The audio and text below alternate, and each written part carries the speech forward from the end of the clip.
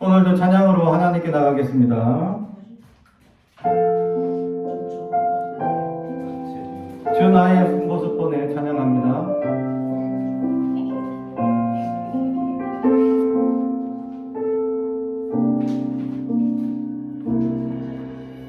주 나의 모습 보내 상한 나의 맘 보시네. 주 나의 눈물 안에 홀로 울던 밤 아시네. 주 나의 모습 주 나의 모습 보내 상한 나의 맘 보시네. 주 나의 눈물 안에 홀로 울던 맘 아시네. 세상 소망 다 사라져가도 주의 사랑은 끝이 없으니 살아가는 이 모든 순간이 주 은혜임을 나는 믿네.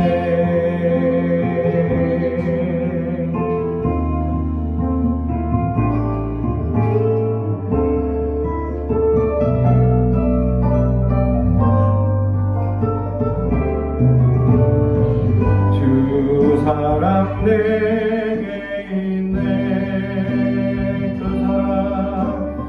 그 사랑이 날 채우네. 주 은혜 내게 있네. 주 은혜 내게 있네. 그 은혜로 날 세우네. 세상 소망 다 사라져가도 주의 사랑은 끝이 없으니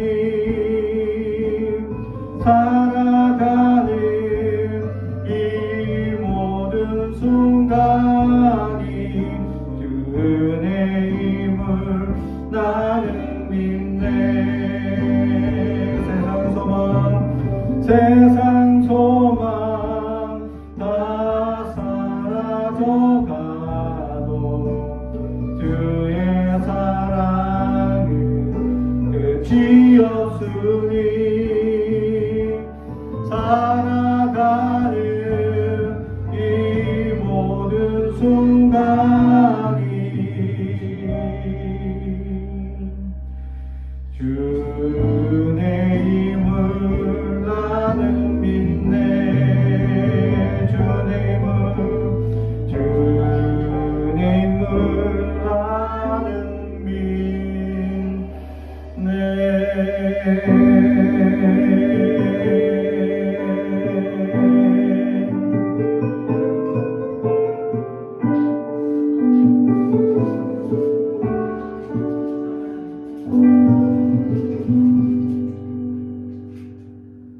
계속해서 선한 능력으로 찬양합니다.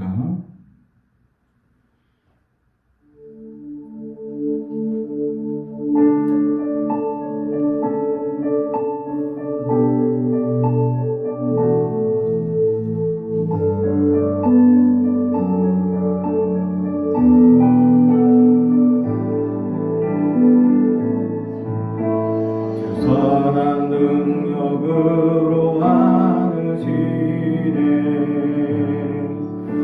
그 크신 발로 날 오르시네.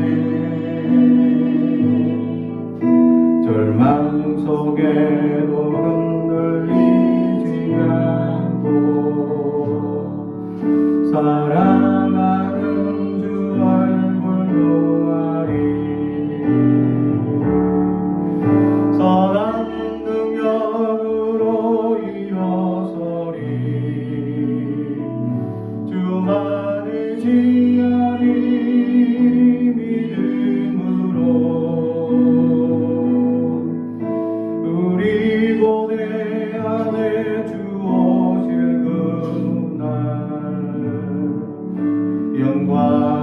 새날을 맞이하리.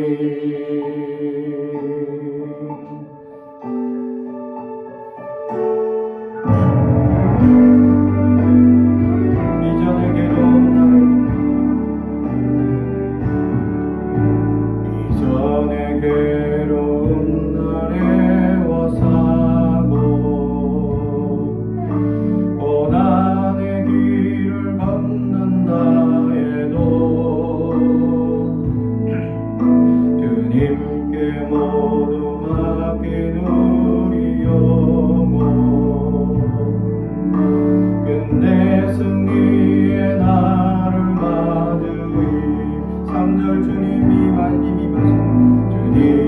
가신 고난의 승자네. 우리도 감사하며 받으리. 주님의 남은 고난 채워가며 주님의 남은 고난 채워가며 예수의 복음 위에 살리라. 예수의 복음 위에 살리라. 예수의 복음 위에 살리라. 선한 능력으로 일어서리. 주만을 지하리.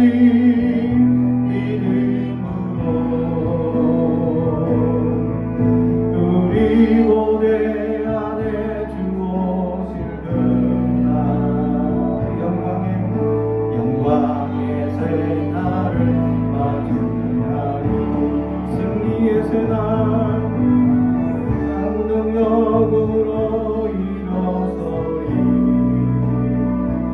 주만을 지하리. 믿음으로 우리 고대 안에 주 오실 그날 영광의 새날을 맞이하리. 승리의 새날을 맞이하리. 영광의 새날을 맞이하리. 아멘.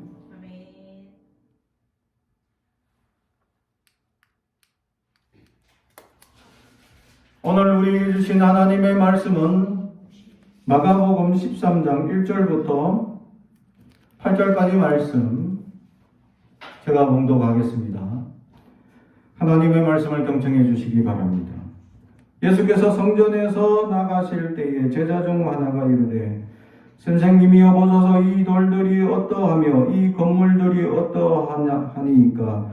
예수께서 이르시되 내가 이 큰 건물들을 보느냐. 돌 하나도 돌 위에 남지 아니하고 다 무너뜨려지리라 하시니라. 예수께서 감난산에서 성전을 마주대하여 앉으셨을 때에 베드로와 야고보와 요한과 안드레가 조용히 묻되 우리에게 이르소서 어느 때에 이런 일이 있겠사오며 이 모든 일이 이루어지려 할 때에는 무슨 징조가 있사오리이까. 예수께서 이르시되 너희가 사람의 미혹을 받지 않도록 주의하라. 많은 사람이 내 이름으로 와서 너희가 이르되 내가 그라 하여 많은 사람을 미혹하리라. 난리와 난리의 소문을 들을 때에 두려워하지 말라. 이런 일이 있어야 하되 아직 끝은 아니니라. 민족이 민족을 나라가 나라를 대적하여 일어나겠고 곳곳에 지진이 있으며 기근이 있으리니 이는 재난의 시작이니라. 아멘. 우리 가슴에 손을 얹고 축복의 언어합니다. 나는 하나님의 사람입니다. 축복의 사람입니다. 우리 가정은 영혼이 잘됨 같이 범사가 잘되고 강건해지는 가정입니다. 우리 교회는 번성하고 창대하게 되며 하나님의 언약이 이루어지는 교회입니다. 아멘. 오늘 말씀의 제목은 징조라는 제목의 말씀으로 은혜를 나누고자 합니다. 사람들은 많은 것을 이루며 살아갑니다. 그래서 그 많은 것을 이룬 것에 대해서 사람들은 그 위대함에 취해 빠질 때가 많습니다. 고대에 있어서 그러한 위대한 역사를 이루었던 사람들의 잘못된 모습을 통하여 하나님은 그것을 징계하셨죠. 그것이 바로 바벨탑 사건입니다. 자기들이 탑을 높이 쌓고는 하나님께 대항하고자 하는, 그리고 온 땅에 자기의 이름들을 알리고자 하는 어리석은 역사를 만들었다. 하나님께서 그들을 흩으셨다라고 말씀합니다. 흩어지게 하는 것이 하나님의 징계이다라는 것을 우리에게 말씀해 주고 있는 것이죠. 사람들이 모이면 무언가 큰 일을 이룰 수도 있다라는 것을 반증해 주는 말씀이기도 합니다. 사랑하는 성도 여러분, 그래서 사람들이 뭔가 일을 이루면 마치 그것을 크게 자랑하고 싶고 그것이 자기의 위대성을 나타내는 것인 줄 착각합니다. 오늘 성경에 이스라엘 백성의 위대성을 나타내는 것이 하나 있었습니다. 그게 뭐냐? 예루살렘 성전이었습니다.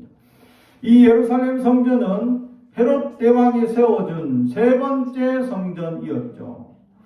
맨 처음 솔로몬이 지었던 솔로몬 성전보다 3배나 큽니다. 그래서 그 성전의 크기가 얼마나 큰지 사람들은 자부심을 가지고 자랑하고 소신을 높이며 살아갑니다. 그렇습니다. 우리는 우리가 이룬 것에 대해서 자랑하고 큰 자랑거리를 내세우며 살아갈 때가 있다라는 것이죠. 예루살렘 이 헤롯 성전은 헤롯 대왕이 정치적인 목적을 따라서 이스라엘 백성들에게 잘 보이기 위해서 보여줬던 하나의 모습이었다라는 것이죠. 근데 그 성전을 다른 어떤 성전들보다 아주 크게 지어줍니다. 그래서 처음 지었던 솔로몬의 성전보다 3배나 크게 짓게 되죠. 그래서 사람들은 그것에 하나님의 임재하실 것이고 역사하실 것이고 자신들의 역사가 온 세계에 펴질 것이라 라고 크게 자랑합니다. 그런데 오늘 성경의 말씀 마가복음 13장의 말씀을 따라 1절 예수께서 성전에서 나가실 때에 제자 중 하나가 이르되 선생님이여 보소서 이 돌들이 어떠하며 이 건물들이 어떠하나이까. 아멘. 자기가 볼 때 이 성전이 웅장하고 큰 위대한 성전을 바라보면서 야 어떻습니까? 얼마나 자랑스럽습니까? 하고 자랑하고자 하는 마음이 있었습니다. 사람들은 자기들이 행한 일, 자기들이 이룬 업적을 자랑하고자 하는 사람들이 많습니다. 그런 사람들이 요즘 말로 하면 인플루언서라고 얘기를 하죠. 자기의 뭔가 누리고 또 행복한 것들, 또 좋은 것들을 자꾸 자랑하려고 SNS에 자기의 모든 자랑거리를 올립니다. 그래서 그것이 유명해지면 아주 유명한 인플루언서가 되는 거죠. 그래서 사람들은 자기가 오늘 내가 무엇을 먹는지, 그래서 아주 비싼 호텔에서 그런 비싼 음식들을 먹었다. 그래서 이 요리는 어떤 것이 있고 이렇게 소개를 하면서 자랑을 하는 거죠. 그래서 점점 사람들은 자기의 자랑거리를 늘려가는 것을 좋아합니다. 그래서 그 많은 자랑거리를 가지고 사람들에게 내가 이렇게 살았다 하고 크게 자랑하려고 하고 있다라는 것이죠. 그런데 하나님 앞에서는 그 모든 자랑거리는 아무것도 아니다라는 것이죠. 오늘 예루살렘 성전, 어느 성전보다 가장 크고 화려하고 위대한 크기나 또 업적으로 봐서도 너무나 휘황찬란한 그 성전을 보면서 예수님 어떻습니까? 이만한 이런 큰 성전 어떻습니까? 자랑하려고 그 소리를 쳤는데 예수님께서는 그것을 단박에 말씀하시죠. 2절 예수님께서 이르시되 내가 이 큰 건물을 보느냐 돌 하나도 돌 위에 남지 않고 다 무너뜨려지리라 하니라. 아멘. 돌 위에 돌이 하나도 남지 않고 다 무너진다고 오늘 예수님께서 예언을 하고 있다. 아니 내가 자랑하려고 이 성전이 얼마나 크고 위대합니까 하고 자랑하려고 예수님 앞에 보여주고 있는 이 성전이 어느 하루아침에 다 무너질 겁니다 라고 도리어 말씀하고 있었다라는 사실이죠. 사랑하는 성도 여러분, 그렇습니다. 예수님 앞에 우리가 자랑할 것은 아무것도 없음에도 불구하고 사람들은 끊임없이 무언가 자랑거리를 자꾸 만들려고 하고 있다라는 것이죠.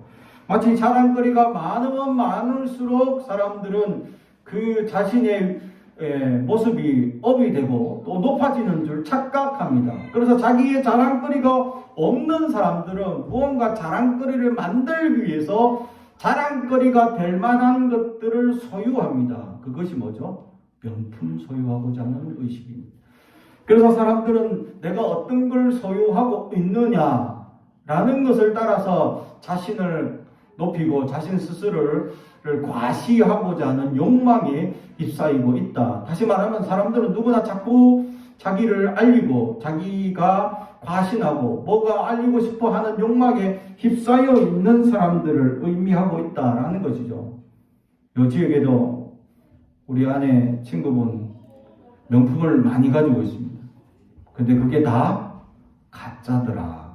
근데 왜 가짜인데도 그렇게 명품을 가지고 싶어 하십니까? 근데 그거 싸지도 않습니다. 명품 중에 뭐 크기도 뭐 A급, B급 이렇게 나눠가지고 명품 중에 A급이래요. 그래서 명품이 한 300, 400 하면 그거는 한 150 정도 주고 산답니다. 아니 가짜를 150만 원이나 주고 산다는 게 말이 나는 도저히 이해가 안 가는데 그분들은 그런 명품 껍데기를 사서 그래도 A급이라고 자랑하고 막 이렇게 다닌다는 거예요. 그렇게 하고 싶다는 겁니다. 그렇습니다. 자기의 자랑거리를 무언가를 자꾸 하고 싶은데 자기의 자랑거리는 없기 때문에 자랑거리를 만들기 위해서 사람들이 만들어가고 있는 것이 명품이라는 거죠. 그래서 그 명품들을 취장하고 몸에 거치면서 사람들에게 자랑하려고 하는 마음이 넘친다라는 것입니다. 그런데 오늘 성경은 이 예루살렘 자랑하고 싶은 이 건물, 하나님이 위대하심을 표현하고 싶어하는 이 위대한 건축물, 그런데 예수님께서는 도리어 이것이 돌 위에 돌 하나도 남지 않고 다 무너지리라 라고 말씀합니다. 완전히 무너진다라는 것을 의미하죠. 그렇습니다. 이후에 예수님이 돌아가시고 십자가에 달려서 부활하시고 난 다음에 이 이스라엘 백성들은 다시 쿠데타를 일으키고 그래서 로마에게 항쟁하다가 예루살렘이 완전 무너집니다. 그리고 예루살렘 성벽 중에 유일하게 한 면만 그것도 조그맣게 남겨둡니다. 그것이 지금까지 남아있는 통곡의 벽이 되어져 있습니다. 그거 빼고는 다 무너뜨리죠. 그래서 지금은 예루살렘 이 장엄하다고 자랑하던 그 예루살렘 다 무너지고 거기 위에는 엉뚱한 이 성전이 지금 세워져 있죠. 바로 자기들이 그렇게 업신여기는 이슬람교의 성전이 세워져 있다라는 사실입니다. 그렇습니다. 자기들이 자랑하고 큰 소리를 치고 싶어 하던 그 자랑물 안에는 하나님이 없다. 내가 자랑하고자 하는 자랑거리에는 하나님이 없다. 그러면 그 자랑은 아무 소용이 없다라는 것이죠. 그리스도인에게 유일한 자랑거리가 뭐냐? 그리스도인들에게 자랑거리는 오직 그리스도가 되어야 된다라는 것입니다. 우리는 그리스도가 우리의 유일한 자랑거리가 되고 있느냐라는 것입니다. 근데 우리는 그리스도가 유일한 자랑거리가 되지 못하는 세상을 살아갈 때 세상은 점점 마지막으로 치닫게 될 수 있다. 사람들이 점점 이기적이고 자기만 자랑하고 자기만 바라보는 세상이 되면 될수록 마지막 때가 될 수도 있다라는 것이죠. 그래서 예수님께서 이렇게 무너질 것이다 라고 예언했을 때에 제자들은 예루살렘이 무너지면 세상이 다 무너지는 것처럼 마지막 때가 되는 줄 착각합니다. 그래서 마지막 때가 된다면 그 징조는 무엇입니까? 라고 예수님께 묻죠. 그래서 그 징조에 대해서 오늘 예수님께서 얘기를 하고 있다라는 것입니다. 예수님께서는 성경의 마지막에 대한 예언을 아무도 모른다. 이게 정답입니다. 아무도 모른다.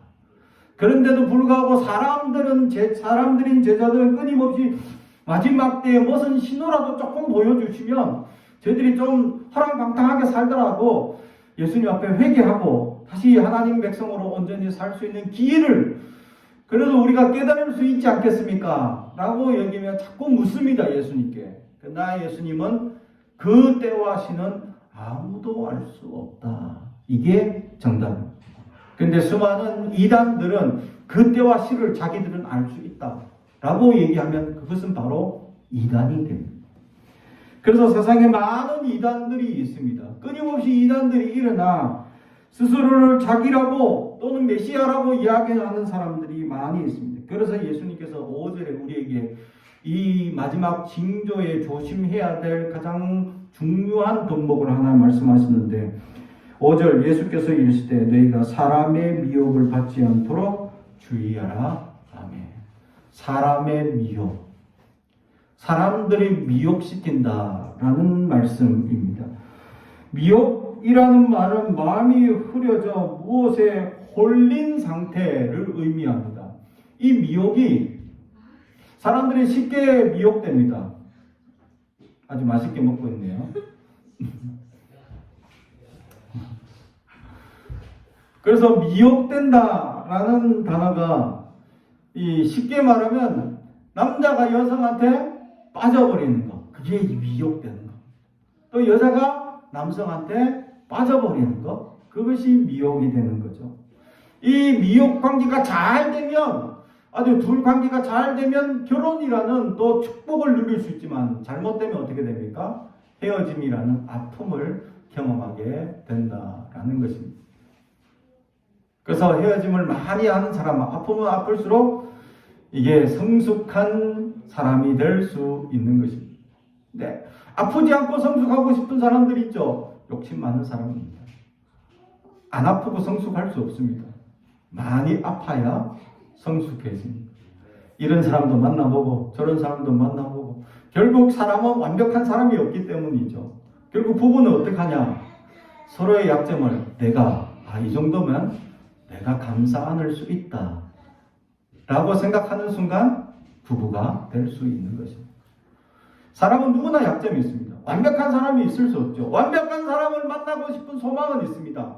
키가 한 180 이상 되고 잘생겨야 되지, 직장도 아주 대기업이나 아주 대기업 아니라도 돈 많이 버는 사람이어야 되지, 일단 집안도 아주 건실한 교육가나 이런 집안에서 잘 배워서 지식과 능력이 훌륭하면 좋겠지.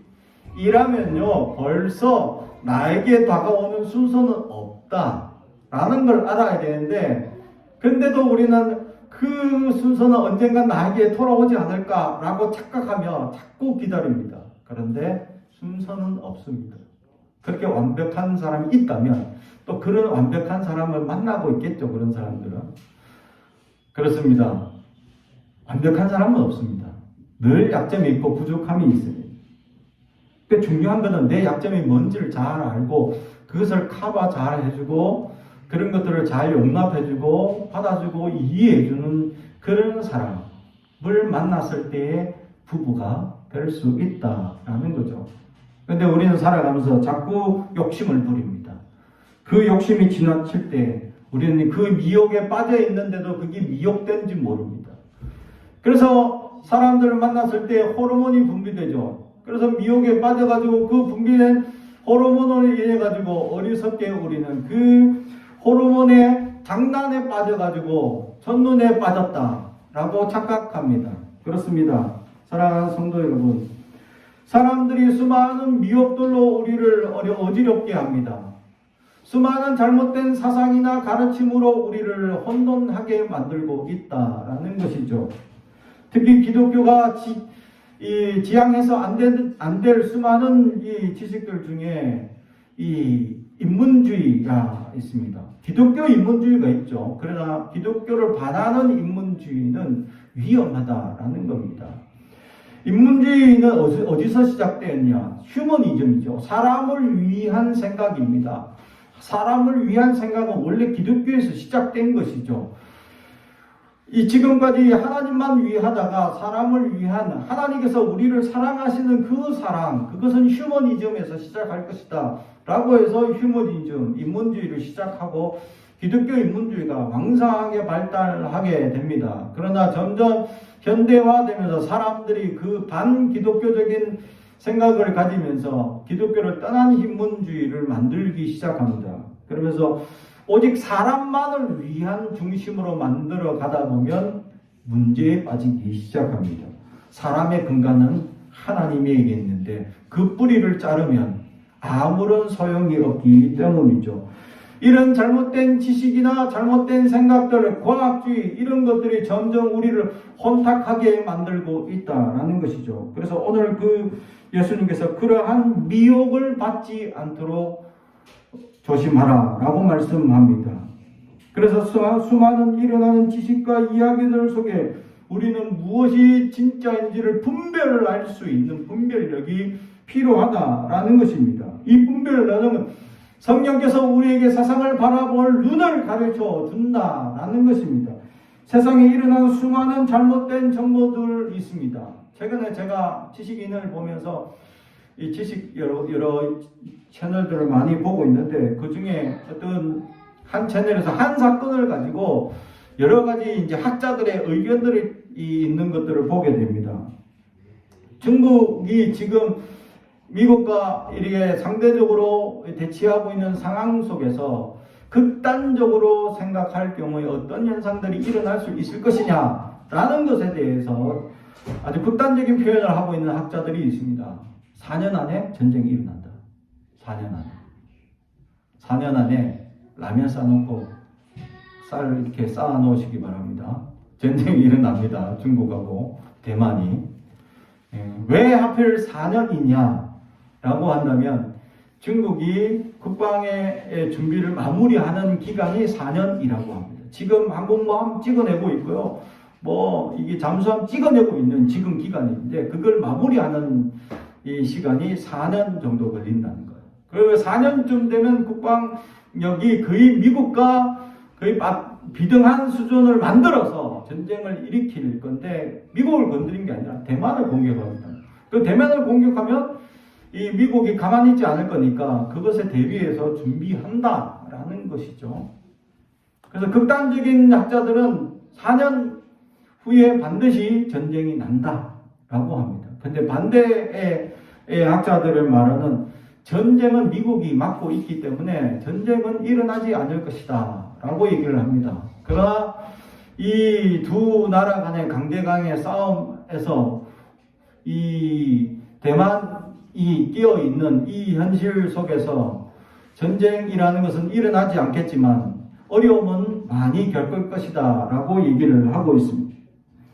이런 학자들 이야기 속에 전쟁이 일어나면 우리가 어떻게 해야 할 것이냐라는 것이고 또 전쟁이 일어나지 않더라도 이런 상황 속에서 우리나라가 어떻게 할 것이냐라는 것에 대해서 시나리오를 지금 지도자들이 준비하고 예비해 놔야 한다. 전쟁이 일어나면 어떤 상황으로 대처하고 준비를 할 것이며 전쟁이 일어나지 않더라도 우리가 이 강대강 싸움 속에 고래 싸움에 새우 끼듯이 우리는 끼어 있는데 어떻게 우리는 이 상황에서 이겨나갈 것이냐라고 지도자들이 끼어서 지금 시나리오를 작성해 놔야 하는데 지금 지도자들 어느 누구도 미래에 대한 이런 시나리오를 만들어가는 사람들이 없다. 이게 안타까운 현실이다라는 거죠. 매번 투표하고 매번 이 국회의원이나 이 지도자들을 세울 때마다 그들이 주로 내세우는 주장들이 뭐냐? 복지 혜택을 늘리는 것. 그래야 표가 빨리 한 표라도 더 늘기 때문이죠. 당장 우리 20대 청년들에게 직장 가 있는 친구들에게는 교통비 지원하겠습니다. 이러면 찍어줄까요? 안 찍어줄까요? 직장을 못 가진 친구들은 직장을 갈 때까지 생활비 지원하겠습니다. 하면 찍어줄까요? 안 찍어줄까요? 당장 한 표라도 늘 겁니다. 그러다 보면 복지 혜택을 계속 늘리는 이 정책만 계속 늘어날 거다. 그러면 소비하겠다는 현상만 자꾸 늘어나면, 아니, 수입은 어디서 지금? 그리고 인구가 급격하게 줄어들어서 수입이 점점 줄어들 건데, 복지는 이만큼 늘어나면, 나머지 수입은 어디서 지금 할당을 하겠다는 것인지. 지금 정책을 들어보면, 분명히 분별을 있게 우리가 생각하고, 충분히 감안하고, 이해될 만한 것을 우리가 받아들여야 되는데, 우리는 어리석기 그지없어서 당장 우리에게 혜택을 준다 하면 그것에 혹해서 미혹돼서 넘어진다라는 것이죠. 사랑하는 성도 여러분, 미혹돼서는 안 된다. 지금도 우리를 미혹하는 한 영혼이 있죠. 저기 빠져서는 안 된다. 말씀에 집중해야 된다라는 것이죠. 그렇습니다. 우리를 미혹하는 것들이 수많은 이야기들이 있습니다. 그것에서 진리가 무엇인지 분별할 수 있는 생각을 주신 하나님, 성령께서 이 메시지를 통해서 우리에게 하시고자 하는 말씀이 있다라는 것이죠.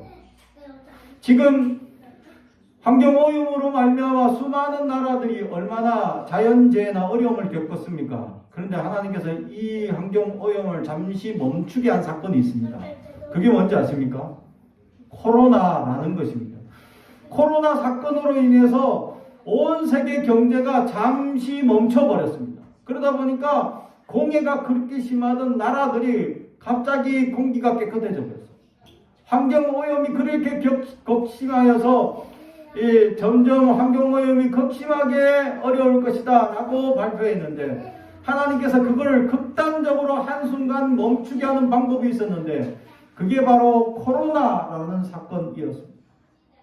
사람들이 질병이 펴지니까 아무것도 안 하는 겁니다. 나가지도 않고. 그러니까 소비가 극단적으로 줄어들죠. 경제활동이 멈추게 됩니다. 그러자 이 공기가 깨끗해지기 시작합니다. 환경오염이 속도가 늦춰지기 시작했다는 거예요.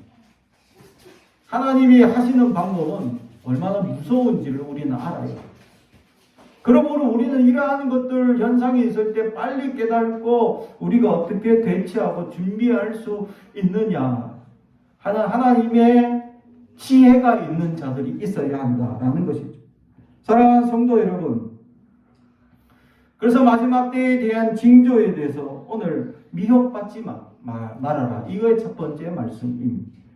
두 번째는 현상들이 일어나는데 7절 난리와 난리, 소문, 또 다음에 8절에 민족이 민족을, 나라가 나라를 대적하여 일어나겠고 곳곳에 지진이 있으며 기근이 있으니 이는 재난의 시작이라.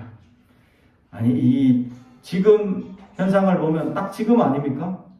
지금 나라가 지금 우크라이나 전쟁이 일어났죠? 이스라엘 전쟁이 일어났죠?